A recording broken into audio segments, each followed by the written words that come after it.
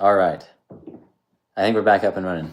For whatever reason, my camera on my computer decided that it didn't want to work anymore. So maybe I'll set you guys up over here. Let's see. Anyway, sorry about the interruption, guys. We're back up and running here. So I will set my phone. I'm just doing this off of my phone now because sometimes you have to pivot in life, and that's okay. Anyways, I was just a quick recap for anyone that was interested in. Okay, sorry, I'm a little nervous. I don't usually go live on these things. Normally, I can edit out the dumb things that I say and all the ums and ers and buts. You know, all the weird things that you say. Normally, you can edit those out. But now, since we're live, we can't. So we've recently just hit 5,000 subscribers on the channel, which honestly is crazy to me, that there's so many people that want to watch me do random videos that are low budget and low quality. But for whatever reason, you guys seem to like these. So that does not hurt my feelings. Thanks to everyone that's supported this channel. Also, we've been doing this channel for crap. We're almost at 5 years. February 14th, Valentine's Day of 2020 is when I uploaded my first video. So now we are about to hit 5 years, which is kind of fun. All right, let's see. I want to make sure everything is working here. All right. Okay, I think everything's back up and running. So anyways, I was giving you a quick recap of kind of my work experience. If you guys have questions, please just go ahead and throw them in the comments below. I'm happy to take any questions that you guys have. So, I went to school for construction management. Just quick recap from what was in the previous live stream that we missed, the previous live stream ended when my webcam decided to crash. So, I went to school for 4 years studying construction management. So I had my bachelor's in construction management and a minor in business. And after earning my degree, I got a job as a superintendent for a semi-custom builder here in Utah. And I was running a lot of houses for the amount of time that we were spending with homeowners. It was a party. Usually we run I remember running up to 20 houses at a time. So it was usually somewhere between 20 and 12 houses. But you're expected to do about an hour phone call with clients every week. So when you had 20 clients, you had a part-time job of phone calls, which is a party and a half, right? So I did that for about 2 years. And after that, I left that builder and I went and started working with another builder doing custom homes up in the mountains of Utah. And that was a lot of fun. We did some really cool stuff and I got to see what the custom side of construction is. And I loved it. A lot of fun. Worked there for a couple of years. And then me and my wife decided to go out on our own, start our own business. And that's when we started Berlin Homes, or at least took it full time. And it was one of those things where it was a little scary to start at first because you just never know if it's going to actually work or if you're going to just sink. And this February will actually be 4 years of us running our business full time. So apparently we haven't sunk yet, or if we have, we just haven't realized it. So one of the two. But the first year of being on our own, we actually just did finished carpentry. So hanging doors, base, case, building closets, lots of shiplap, and accent walls. I actually really like doing accent walls. They're a lot of fun, but they paid really well. And I had a lot of people who would be like, "Hey Nick, you should will you finish my basement?" And I said, "No, I'm just doing trim. Let me know if you want someone to come trim your basement, but I'm just doing the trim." And eventually, we took on this remodel of a house in Cottonwood Heights here in Utah, which turned out really fun. Turned out to be a meth house, so that was fun. I was getting headaches working there, and now I think I know why. But after we did that remodel, we took that on for a client, and then we kind of just started doing basements. My cousin reached out to me and asked if I'd be interested in doing a basement finish for one of her clients, and the rest is, I want to say history, but we've just been doing a lot of basements since then. It's been a party. So we've been doing basements pretty much exclusively full time for about 3 years now. And it's been a lot of fun. There's been a lot of learning. I think some of the hardest things that we've had to learn is just how to budget for the unexpected, right? Because you can go through your spreadsheets, which is what I use actually for keeping track of stuff. You can go through and say, hey, the framer's going to cost this much and the plumber's going to cost this much, and you think you have it all figured out. Well, you're always going to run into something that you didn't expect. It's always going to cost more, right? So trying to make sure that you create enough room in the budget so that you are always making money, right? And one thing that we've been learning more about too is actually just creating room in our budgets for taxes, because taxes are a bear. So always know that there's taxes in life. But those are one of those things that we've been learning as a company. So anyways, that's a little bit of the background. And let's see. Oh, sorry, getting a text message. Um, anyways, that's a little bit of the background of our business. Currently, the employees are me and my wife. We run the business together. We have a lot of fun doing it. I've had people ask me if working with your spouse is a good idea or not. Um, I mean, you have to talk to Haley and see if she likes it or not. But I've really liked it. I think she's really cute. So it's always nice to call a cute girl and talk to her during the day. But also, it's just been one of those things where um, it's kind of cool because we get to spend more and more time with each other and work on building something together, which is something that I've always just kind of dreamed about. It's also been really fun having our own business because we've been able to do a lot with our kids. Like today, I stopped by my kids' school and I did lunch with my two older daughters, which was a lot of fun. And last week on Friday, I ended up taking my son to work with me. So, we went and checked on a project and then a couple projects and went. He just had a blast. He loves to go to work with me. He's 4, so I think he still thinks I'm cool, which that'll probably wear off the next couple of years. You never know. Um, Another thing I was going to talk with you guys about, just a little bit about our YouTube channel. I've been surprised that we have 5,000 subscribers. It's cool to me that so many people want to watch. Um, Also, I'm just kind of curious what you guys might want to see in the future, more content of. I'm always happy to do more videos on tools and like finished carpentry stuff when it comes up. But I'm curious if you guys would be interested in learning a little bit more about general contracting or the process of finishing a basement. I've actually been writing a little booklet on how to finish your basement. I have the first draft done, and I'm mostly the way through the second draft, so I'm hoping to be able to release that here sooner than later. Um, and sorry, let me pull something up over here. Just kind of curious what you guys would like to see on this channel. If construction is helpful to you guys, or if you would like to see more of these live sessions where you get to ask questions that you have, I'm happy to do those. Or if you guys would like to see more about the general contracting, that's something that I'm happy to do. Or if you want to learn more about just running a business, that's always something that I'm happy to chat more and more about too. So anyways, oh, hey, we have someone else that's joined the stream. Thanks for joining. I can't see who you are, but if you have any questions, go ahead, feel free to put them in the comments. Happy to chat with you.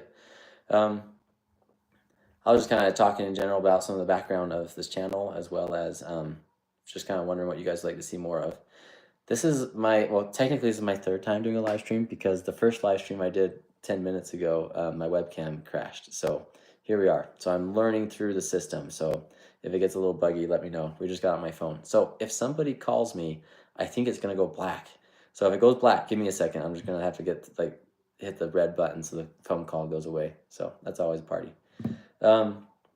Just some general information about me, since I've talked about kind of my background of construction is, oh boy, I'm getting a bunch of text. I'm in a group text, and that's always fun. So I am in my 30s. I was born and raised in Utah, which is a beautiful state. I love the outdoors. I love stuff. I like reading a lot. I'm a terrible actual reader of books, but I do well with audiobooks.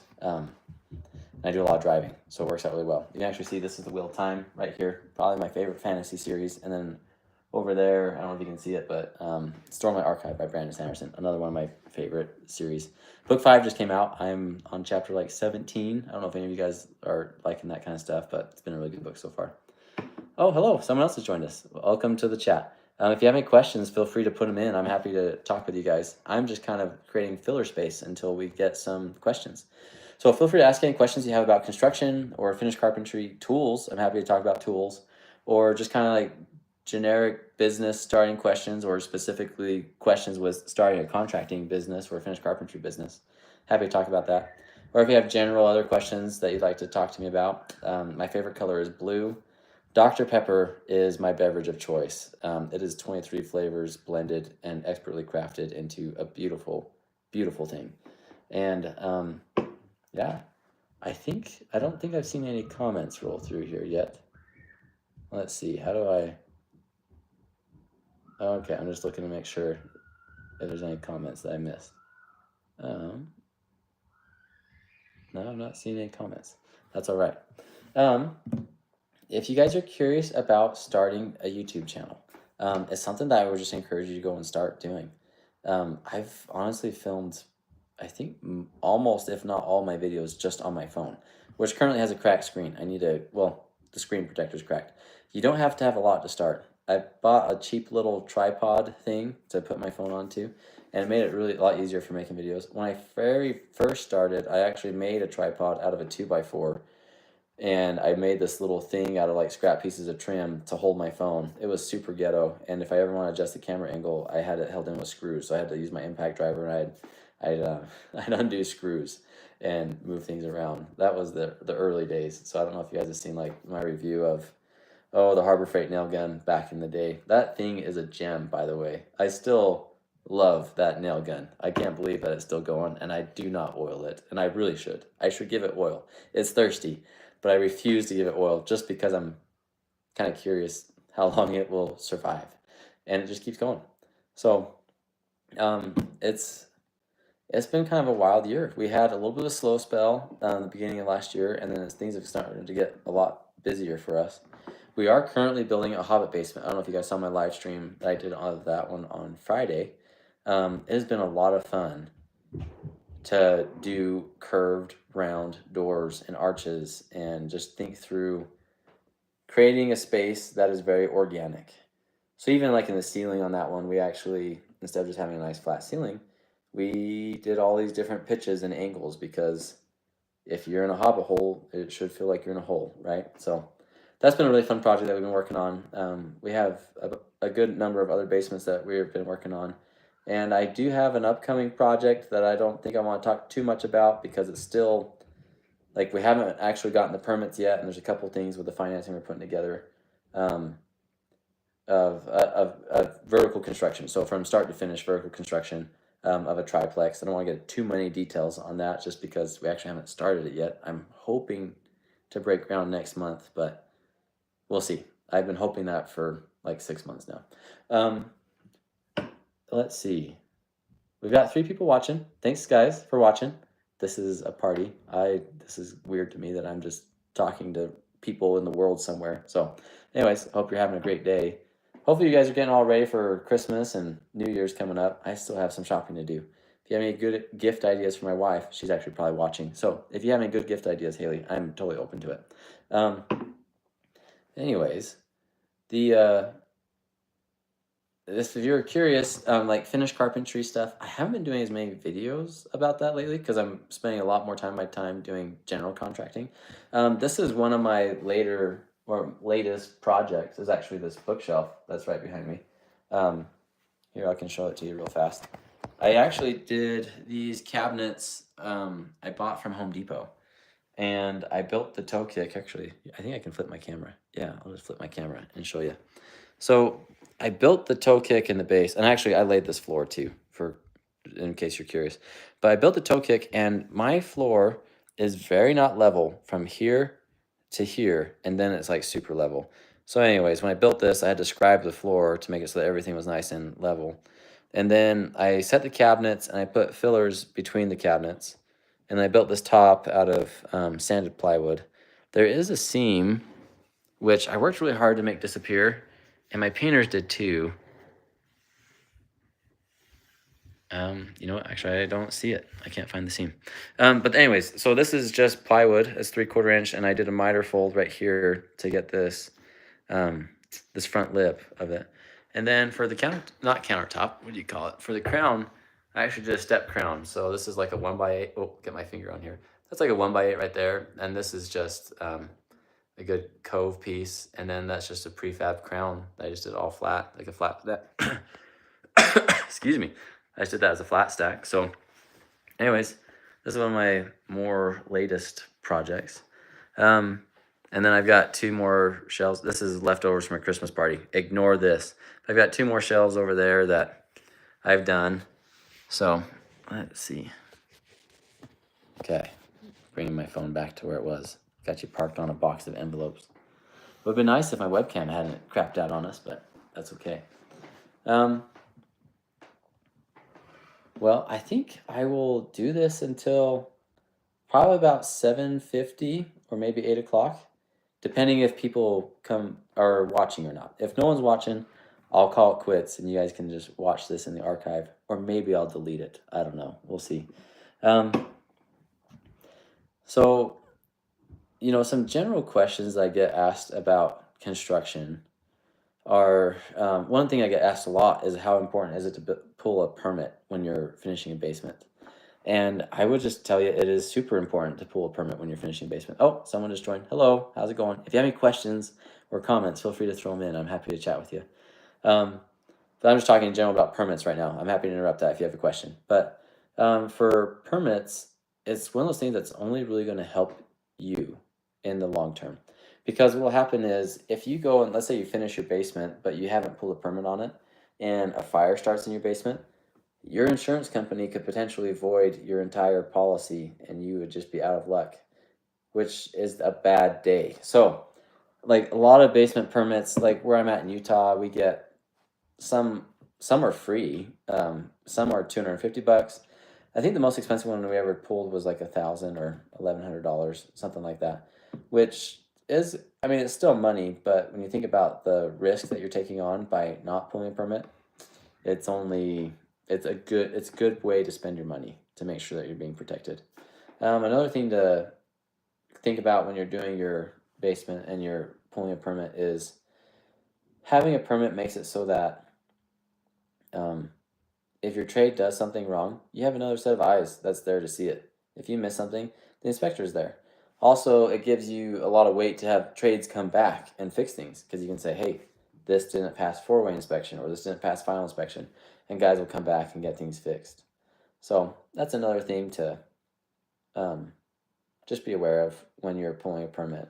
Also, I mean, it's the law, which is important to follow generally. It's generally good to not break the law. Yeah, just random fact for you. And yeah, I think I'm going to take a quick break and drink a Dr. Pepper here.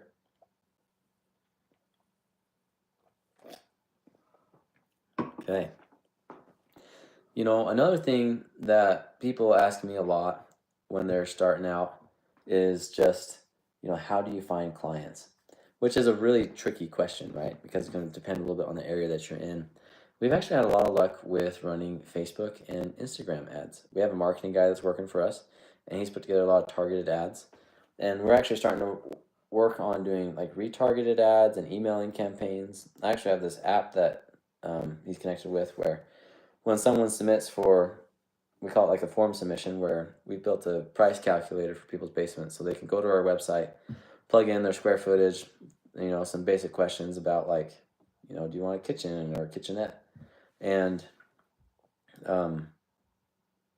once that information's in, we've created an algorithm where we can give them initial numbers and it just gets emailed right to them. That's been super helpful for us in kind of weeding out potential clients that are actually interested in spending money to finish their basement. There's some people that still think that finishing a 1,500 square foot basement should only cost like $20,000. Those days are long gone. At least they are here in Utah. I'm not sure where you're at. I'm curious what your pricing's at wherever you are. But here in Utah, $20,000 for a basement, it's pretty much you're finishing like a room and maybe a bathroom. That's kind of where you're at. But by having them see numbers without me actually having to go out and measure the space, it saved me a lot of time where I'm not doing measures of, I call them unqualified leads because they're just not interested in spending the money it would be to actually do the project. So it's actually giving us a lot more qualified leads by giving them initial pricing up front. It's made it a lot easier for us to, weed out people who are actually interested and people who aren't interested. Oh, hi. We got 4 people on the feed. Hey, thanks for joining, guys. Feel free to comment any questions you guys have. I'm happy to chat with you guys about anything about construction or finished carpentry, tools, or just general questions. I'm just kind of chatting about some random stuff right now. But another thing I've had people ask me about with finished carpentry and getting started in finished carpentry is like, what tools do you need to get started on like your own at-home projects? And you know what? That's a really interesting question because there's so many different ways that you can take it, and it kind of depends a lot on the projects that you're wanting to do. However, I will say one of the best tools for getting started where you can do a ton of different projects is a miter saw. And that might seem like a really big, expensive purchase, right? It doesn't have to be. You can get like a used miter saw off of like Facebook Marketplace for like 150 bucks if you get like a smaller one. Eventually, you're probably going to upsize to like a 12-inch slider and different things like that. Those get a little bit more expensive. But if you're just looking for a tool to just start into woodworking or finished carpentry, a miter saw will get a crap ton of stuff done for you. You can also, a pack of nail guns is going to make it so like if you're doing trim, you know, I this might be a hot take, and I'm curious your guys' opinion, but I feel like the 16 gauge nailer is not good at doing anything super well. So I almost feel like that one's a waste of time. So I'd say avoid the 16 gauge nailer. But if you're doing like little woodworking projects, an 18 gauge or 18 gauge and a pin nailer are gonna make it so you can get a lot done. If you're doing more trim stuff, you're gonna need the 18 gauge for like casings and smaller trims. But for like hanging doors and base and case, you kind of want to go on a 15 gauge nailer. That's the one I like. Um, so I think, yeah, kind of recapping for starting out, new woodworker, if you're just wanting to do some DIY projects, I'd say a miter saw and some nail guns will get you really far. Obviously, if you have nail guns, you're gonna need a compressor and air hose. Home Depot and Lowe's sell a lot of packs where they do like a pancake compressor, and they'll sell like 3 guns with it. So that's not a bad one. Usually you'll get the 16 gauge nailer. I did build a lot of stuff with a 16 gauge nailer when I first started out, so I shouldn't hate on it so much. I don't know why. It's kind of giving me a bad taste in my mouth over the years. But and then if you have an impact driver and drill, that's going to help you a lot. Craig Jig is a great place to start with just getting easy joinery done. And then another thing that you can look at is, a circular saw with a straight edge. You can rip down a lot of sheet goods with a circular saw and a straight edge. Table saws are fantastic. They can be a little intimidating for the novice woodworker or novice trim person for DIY stuff. I would say with a table saw, just be really careful and just work on being really safe. Here, I'm just looking to see. Okay, sorry. I want to make sure I've got this working well. But a table saw is going to be a game changer. So once you're outfitted with a miter saw, table saw, you got some nail guns, you got a good impact driver and drill. If you want to get into like finer woodworking, like you want to start making like, I don't know, do cutting boards count as fine woodworking? I don't know. I feel like they're such a nice project to start in on. But if you purchase a thickness planer, that will make a huge difference in what you can do with different materials. So yeah, a miter saw, a thickness planer, and table saw is a fearsome, I don't know, as a combination. If you have 3, is that a combination? I don't know. Anyways, that is a really good spot to start with fine woodworking. Then you can start getting into joiners and band saws and all that kind of high-end stuff. But it's interesting because it really depends on what you want to do. Like, if you just want to make little trinkets and stuff, maybe look at a lathe. Like, you can do a ton with just a lathe. Or there's people that will do a lot of stuff with just scroll saws. They'll do scroll saw art, or you can do a lot of stuff with band saws. But yeah, there's a lot of different places to start. So a lot of it, I would say, is kind of look at the projects that you're interested in doing, and then kind of tool up depending on the way that you're wanting to go. Let's see. Well, I'll tell you, I've been doing woodworking and trim stuff. Well, I started with woodworking more so than trim. So I started, actually, I was a Cub Scout and a Boy Scout, and you do some stuff like that when you're in scouting, right? I don't know if that counts. I do remember making a napkin holder for my mom when I was a wee below, way back in the day. So crap, I think I was like 11 at the time. Anyways, so that was a lot of fun. But in high school, well, my oldest brother built a cedar chest when he was in high school, and I went, that is cool. So I decided that I was going to take woodshop when I got in high school, and I took some woodshop in in junior high, and we made little trinkets and whatnot. But when I got into high school, they actually let us like make some furniture, and I got to make a cedar chest too, which was a lot of fun. And so my sophomore, junior, and senior year of high school, I did a lot of woodworking classes, and then I served a mission for my church out of high school. And when I got back, I actually got a job at a cabinet shop, which was a lot of fun. Um, I actually loved it. And when I first got there, they had me sand. So I sanded cabinet doors for 10 hours a day. We worked 4 10s. And so I would just blast music. I actually think that's probably where I started to lose some of my hearing. As I look back, well, actually, I worked at a snow cone shack in high school, and that was really loud.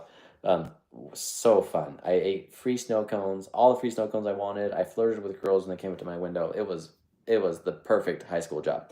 But anyways, working at this cabinet shop for 10 hours a day, sanding. That got a little old, but I sure got good with those pneumatic sanders, and maybe that's why I have carpal tunnel. Sheesh, there's a lifetime of choices that are all adding up on my body, and I'm only in my 30s. That's always a party.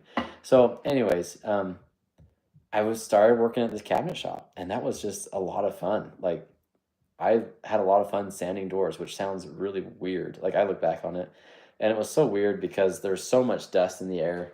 And I know they did a lot with their dust mitigation system, but I remember I'd come home and like I would take a shower and I'd blow my nose, and if I sanded a lot of walnut that day, I'd have very dark boogers, or like my nose reflected the work that I had done that day. Not to be too gross. I hope that didn't gross any of you guys out. But anyways, so I worked at this cabinet shop, and then going into college, I did take another cabinet class in college, and so just kind of around woodworking. And then I got married, and my wife wanted something. I think she wanted a headboard. Yeah, it was a headboard, and she said, and I said, hey, I could build that for you. And she was like, you know how to make stuff. And I don't know why. I don't know if that really came up while we are dating for whatever reason. I didn't really talk too much about building stuff. So, anyways, we ended up she bought me a miter saw and nail guns. Oh, funny enough, that's I told you a good starting place. Yeah. So, anyways, and I built this headboard, and it actually turned out okay. And then we lived in a little trailer home. Well, I'm actually trailer trash, in case you're curious. So we lived in this little trailer home right when we got married up in Idaho, and we built a lot of stuff. And then we ended up I had this job with a real estate development company that moved its office down to Utah. And so my last semester of college, I didn't have a job, and we needed money, right? Well, I guess I did technically have a job. I was in the Army National Guard at the time. So, but that doesn't, if you've been in the National Guard, you know how much it pays. So I don't know if it actually counts, right? So, anyways, I started flipping tables. Farmhouse tables were all the rage at the time. So we would go to this thrift store that was in town, and I would find tables and I'd bring them home. I had this little, I think it was 10 by 10, this little metal shop. I'm short, and I had to duck to get into the thing. I think the door was 5'6" tall or something like that. And it was in an Idaho winter. So crap, it'd be like -10 degrees outside, and I'd be out in this little metal shed sanding tabletops down. And then so yeah, I'd refinish the tabletop, and then we'd paint the legs with a lot of times we did chalk paint, which was it was all the rage at the time, right? And then we'd buy chairs, and what I ended up doing is if we didn't have chairs, I would build benches, right? So I'd build benches that would match, so that was a lot of fun. And then I've always just kind of been woodworking since, and my tools have just, as we've needed projects and different things, we pick up more and more tools. And my wife has really liked it when I can just make her cutting boards for gifts for different people, or charcuterie boards. Those are actually, if you're looking for a really easy gift, I feel like charcuterie boards are one of the easiest projects that you can do. Um, Honestly, you can make a charcuterie board if you go get like a live edge piece. Like you can go buy like a 10 or 12 foot length of walnut that's a live edge. If you have a jigsaw and an angle grinder and a sander, you can make a charcuterie board. Like those are the three tools you need for that. And so if you're looking for a really easy entry level, like, hey, I want to make something cool, look into charcuterie boards. Those are a good place. But, I just started doing more and more woodworking, I think. And then I remember wanting to kind of start a YouTube channel, and it's kind of funny enough. When I bought my table saw, the DeWalt table saw, DWR 7491 Romeo Sierra, I believe. It's been a minute since I've actually looked at the specs on that. That's when I decided to start my YouTube channel. And so I did a setup video of that table saw. If you go and watch it, I mean, I don't know if any of my videos are really that great, but that one is the first one, so cut it some grace, right? But and then from there, we just kind of started doing more and more. And then when we went on our own, well, we built our own house as an owner build, and that was the first time I trimmed out an entire house. And one of my buddies came over and he showed me how to hang doors and all that kind of fun stuff. And anyways, so we built our house, trimmed it out, and when we went out on our own and I started doing finished carpentry full time, that was a lot of fun. A lot of fun. Just making stuff every day. I really like hanging doors. If you're looking for something fun to do, I mean, there's some people who are gonna like probably wince at this, but I think hanging doors is a lot of fun. I always thought it was relaxing. At one point, I could hang a door in about 20 minutes, which, I mean, there's some of you guys who are like, Nick, that's really slow, but that felt pretty quick for me. And I charged at the time when I was doing doors, I think I charged $60 to hang a door, just as like a single, single slab pre-hung door. I was like $60, and then I was $15 aside to do the casing. So each door would net me about $90, right?